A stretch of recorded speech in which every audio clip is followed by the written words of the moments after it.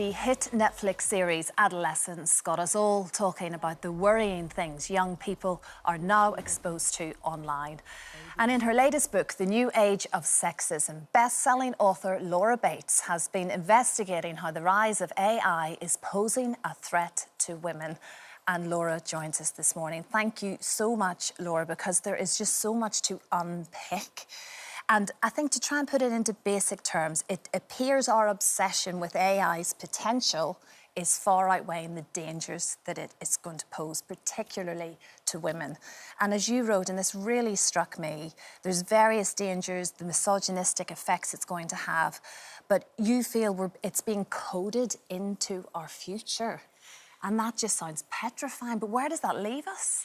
Well, I think it leaves us in a moment of unique opportunity to act now before that's the case. And listen, this isn't about being anti-tech or saying we shouldn't innovate, we shouldn't embrace AI and its brilliant potential. It's about saying that should be done in a way that has safeguards and ethical standards built in, instead of it being a kind of playground for obscenely rich men making huge profit, catapulting white men forward into a glittering new world, but with really serious consequences for women and girls built in. Mm-hmm.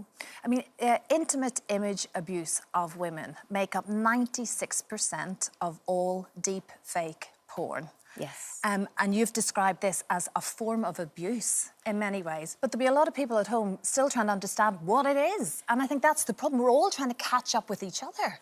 Absolutely. I mean, this is something affecting thousands of women, particularly children, young women and girls in schools.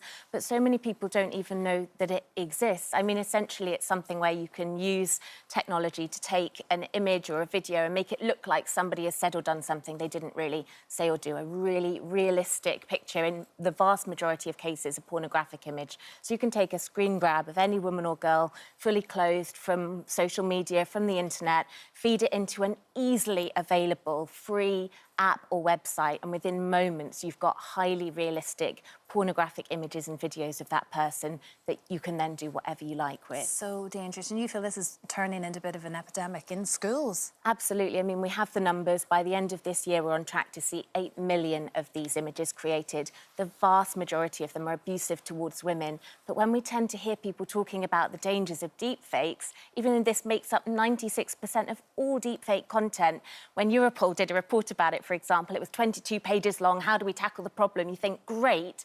It mentions the word woman once, and it has 2 tiny paragraphs on sexual deepfakes. So we're not necessarily thinking about how women and girls' lives are being devastated by this. Mm-hmm.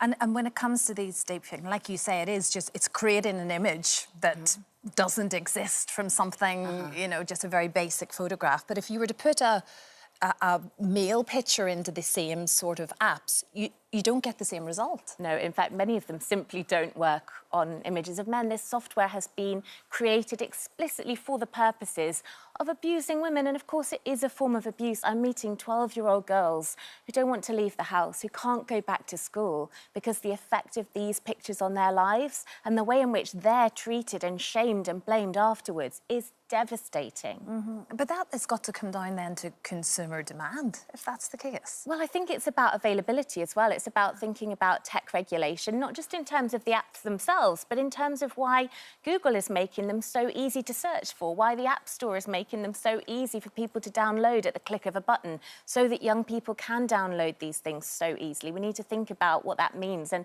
who's profiting from that, at what cost. Yeah, and who's in charge of these algorithms then? That's the problem. But then this comes back to, like you say, this unique moment in time where, but we all have to group together. This is an international problem as well. Absolutely, and it will require an international solution. And one of the things that was really disappointing about this was they had an AI summit in Paris where lots of countries signed a declaration saying that they would work towards making AI safe and ethical, but the US government refused to sign that declaration, and so did the UK government. Mm-hmm.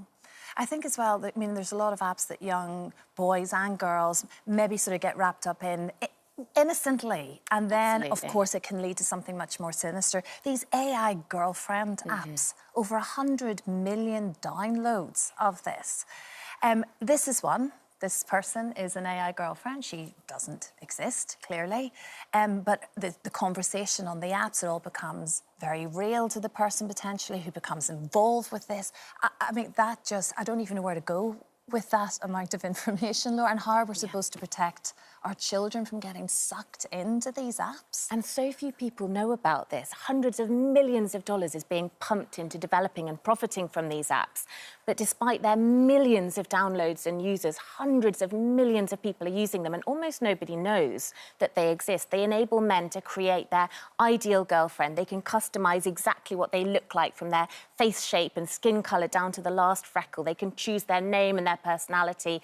And what they are really creating is a sexually available woman as an object they can keep in their pocket. They can jump into initiating sexually and physically violent scenarios, and the apps won't stop it. They'll actively encourage it. So it's really encouraging the dehumanization of women and girls. Hundreds of millions of people are doing it, but we're not really talking about it and the impact that's likely to have on our society. Well, certainly if you're a parent at home now and you're very concerned at this, it is down to power and control from the parent perspective and information. Information is complete and utter knowledge and power, and hopefully you'll be able to in some way move with the times. Because if you don't know what your children are doing or understand it, it's very difficult to have the conversations that you have to have. Absolutely, and that's partly why I wrote this book. We can't tackle something if we don't know it exists, and it's so hard for parents and carers, particularly because most of them are non-digital natives, now raising a generation of young people who are growing up in this world that is so new and so different from what those parents and carers and educators experienced as children. So actually just having an awareness of what that landscape looks like can be so empowering. When a teenage boy downloads a social media app now, on some of those apps, on average, it takes just 17 minutes before the first piece of extreme misogynistic content will be promoted to their feed. Gosh, it is incredible. Like I say, it's such a fascinating but frightening book for lots of different reasons. A government spokesperson did say that they've strengthened laws to make sure platforms tackle intimate image abuse and are introducing new offences to make it illegal to create intimate, deep fake images without consent. It's just constantly trying to catch up, isn't it? Laura's new book, The New Age of Sexism, is out now. Thank you so much, Laura. Thank you. Hi there. Thanks for watching our YouTube channel, where we upload new videos every single day. You can click here if you're interested in this video, or head to the homepage for some more amazing content.